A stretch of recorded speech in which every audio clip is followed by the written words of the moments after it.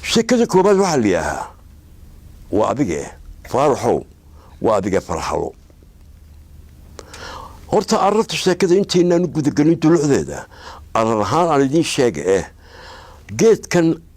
ummadda af soomaaliga ku hadasha meel kastoo ay joogtaba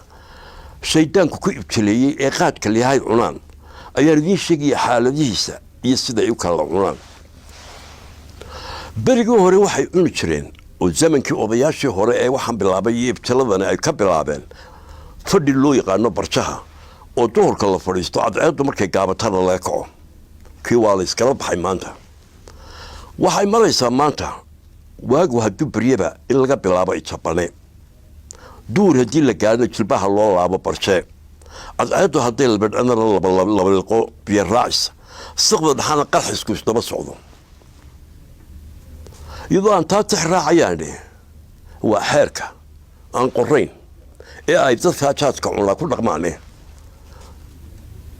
subxii haddaad toostaan inuu idinku caafimaad qabo jeebka wax ku haya quraacda yeelkeeda ijabane qabow duur haddii la gaadho haddaad doonto qadida ka boode waa barjo jilibka loo laabo cadceeddu hadday labadha casho ma naqaani waa biyo raacis siqda dhexe ninka seexda innaga maaha waa qarxis dadkaasi see waakaanaya markaa nin haddaba noocyada dadka jaadka cuna mid ka mida ah dadka jaadka cunaana waa dhowr nooc qaar waxaa la yidhaha day and night oo habeen iyo maalinba waa leydhka baxo oo kale way cunaan waxayna seexdaan marka lacagtu ka dhammaato dadka waxaa la yidhaha habeen iyo maalin qaarna waxaa la yidhaha habeen noole oo waxay kacaan cadceeddu marka ay sii dhacayso cuntana cashaa bay ka yaqaaninba dabeedna jaad bay u fadhiistaan ilaa cadceeddu soo baxayso qolada kalena waxaa la yidhaha maalin le oo waxay fadhiyaan iyagu barjaha duurka intay fadhiistaan ayay ka kacaan cadceeddu markay dhacayso nin haddaba habeen noole ah oo muddo dheera habeen noole ahaa 20 sano iyo ka badan ayuunbuu wuxuu soo kici jiray 6 galabnimo dabeedna wuxuu ku gaadhsiiyaa ilaa salaad subax marka la dimiyo ninka faarax baa loo oran jiray shaqo isaga way kala tageen cuntana cashada qulaab ka yiqiinay dad baa dibadda wax ka soo diri jiray Turkiya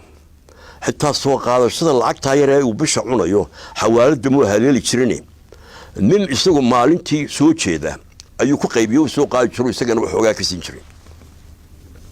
ninkii faarax markuu muddo 20 sano iyo siyaada sida ahaa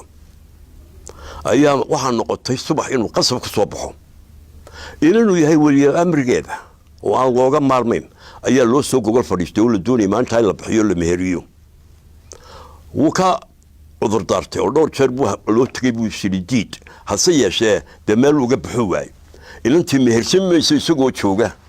oo aan be cudur daar weyn la bixinin wakaaladiina waa laga diiday subax buu daba soo kacay loo balansanaa inanta barqada la meheriyo jaadkii markuu kacay waqtigu seexan jiray buu soo baxay uu soo luqluqay magaalada soo baxay oo iftiina dabeedna wuxuu xusuustay inaanu dhowr iyo 20 sanado habeen noole ahaa aanu quraacanin wuxuu qodhay xiraysaa ka daba wadiga soo toosay quraaco makhaayad buu galay makhaayadii markuu galay halkii farxal ku tagay muraayadii buu eegay waxa taagan oday bidaar leh oo laba anteeno ay ka taagan yihiin oo imaamad huwan oo garcad oo shaarb cadcad oo maaxribo cadin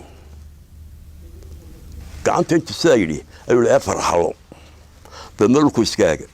abbaar markuu fuuray ayuu hadana muraayad eegay odayga taagan barkay mas'uul maxaa ku taagay farxaladii